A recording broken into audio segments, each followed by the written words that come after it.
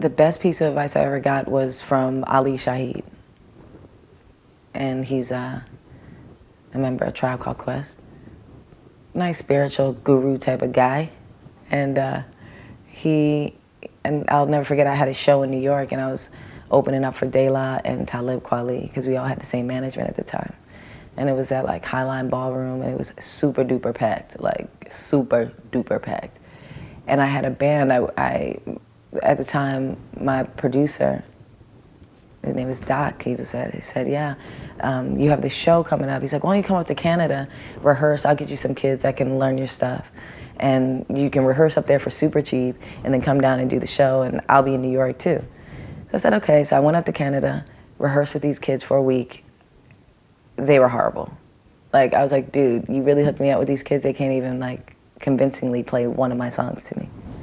A week later, I go back to New York, and everyone's trying to talk me into having this show and having these kids play, and I'm like, dude, they are garbage, you know? And it wasn't that they were garbage, it's just too that they were new, they were young, they were inexperienced, this was like a big deal for them, so they're nervous, and they just weren't what they are probably today, you know? Confident and all that good stuff. So it's a full house. I'm opening up inappropriately for Talib and, you know, De La Soul. And it's so packed, people are up against the stage, you know, they're up against the stage. And here I come out and I was like, I had to tell the band, I can't play with y'all. Now you gotta understand, I've played with like Fishbone, not even Fishbone, but Fish from Fishbone. I played with Spacey T, I've played with Wawa Watson, I've played with James Gatt. I mean, I played with Ray Parker Jr. I mean, you know, heavy hitters early on. And so when I get kids, and I feel like, and when I say kids, these people were my age, you know what I mean? They just weren't experienced, so it's just like, ugh. So I told them, I said, we can't do the show together. Like, yeah, I cannot play, I'm not doing the show. And then Ali was like, pull me to the side, he was like, you know, it's all about intentions. Those people are not there to see your band. They're there to see you and hear you sing. And you need to go out there, this is all paraphrased, obviously. He's like, you need to go out there and you need to sing because it's about intentions and about your intent. So if you go out there with good intentions, singing your songs the way you know, he's like, you can go out there with like hand claps basically and just go out there and do your thing.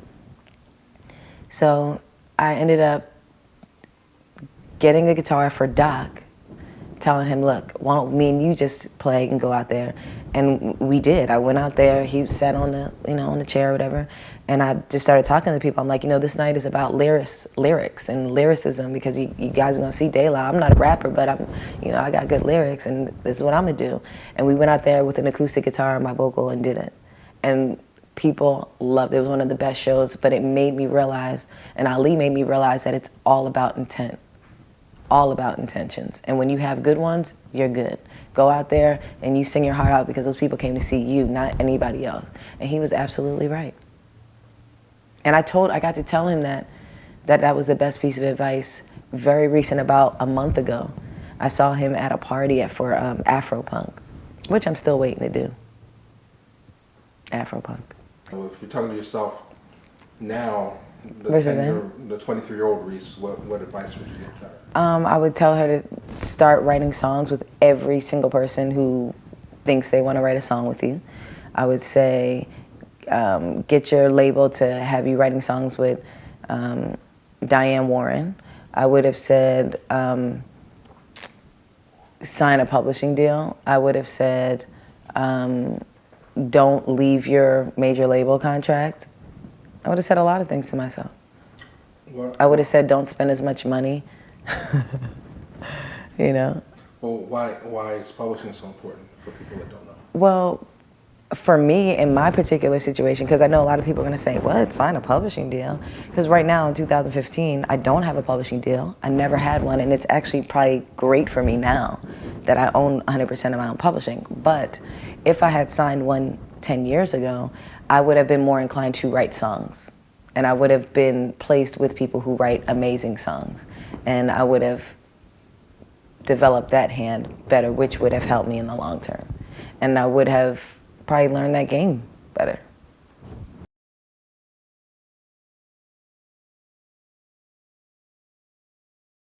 My name is Reese, and you're watching Reelblack.